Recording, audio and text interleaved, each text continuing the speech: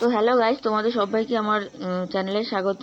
তো দেখো বন্ধুরা, এখন আমাদের হচ্ছে এখানে বিকেলবেলা। দেখো আমার দাদু আর দিদা এখানে আমাদের জমি থেকে ফুল তুলছে।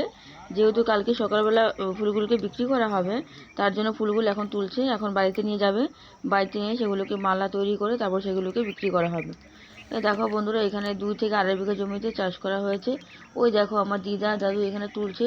যেহেতু শীত পড়েছে তাই এখন আগে থেকেই মাথার মধ্যে টুপি সব কিছু নিয়ে তারপর ফুল তুলছে। দেখো এটা হলো রজনীগন্ধা। এখানেও বেশ ফুলগুলো বেশ ভালো হচ্ছে। এটা বেশি দিন হয়নি বুনেছে।